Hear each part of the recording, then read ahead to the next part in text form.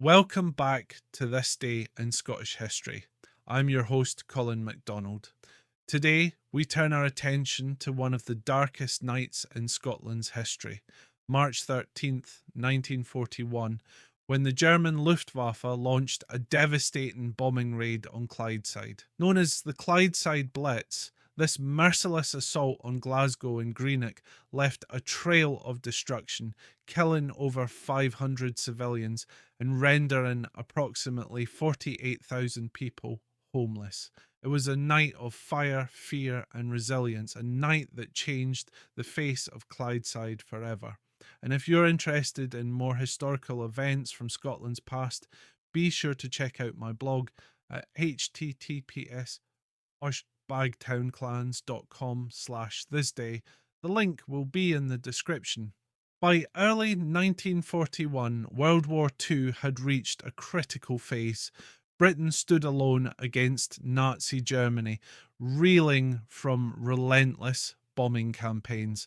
The Luftwaffe had already devastated London during the Blitz, and now Hitler's forces turned their attention to Scotland. Clydeside, home to vital shipyards and munitions factories, was a prime target. The River Clyde was the lifeline of Britain's naval power, producing warships, submarines, and crucial supplies for the war effort. The Germans knew that crippling this industrial heartland would weaken Britain's ability to fight back. As night fell on March 13th, the air raid sirens began their eerie wail, sending shivers down the spines of those below. In Glasgow, workers and families scrambled for shelter, many retreating to Anderson shelters in their gardens or to the underground tunnels of the city's subway stations.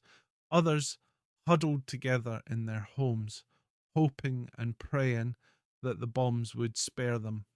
Then the sky erupted. Hundreds of German bombers roared overhead, releasing wave after wave of high explosive and incendiary bombs. Glasgow's Clydebank district was hit hardest, with entire streets reduced to rubble in a matter of minutes. The famous John Brown shipyard, where the Queen Mary and Queen Elizabeth ocean liners had been built, became a firestorm, lighting up the night like a terrible beacon. The Singer sewing machine factory, repurposed for war production, was struck, along with countless homes, churches, and schools. Firefighters, air raid wardens, and volunteers worked tirelessly, risking their lives to rescue survivors from collapsed buildings. The fire brigade struggled to contain the blazes as water mains had been destroyed, leaving many parts of the city defenseless against the spreading infernos. Amid the chaos, families frantically searched for missing loved ones, many discovering only ruins where their homes once stood. The horror continued into the early hours of March 14th.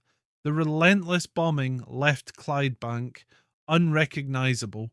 Out of 12,000 homes, only 7 were untouched. Entire families were wiped out, and those who survived were left with nothing. Greenock and other parts of Glasgow also suffered heavy losses, their streets littered with debris and bodies. Yet, amid the devastation, a remarkable resilience emerged. The people of Clydeside, hardened by years of wartime struggle, refused to be broken.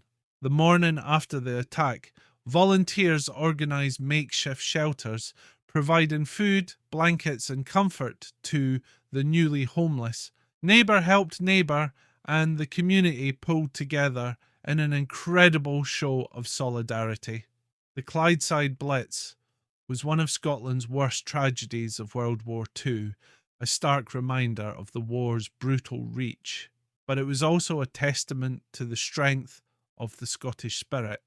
The shipyards were rebuilt, the factories resumed production, and the people of Glasgow and Clydebank endured. Though scarred by the attack, they emerged stronger, proving that even in the face of unimaginable destruction, hope and resilience could prevail.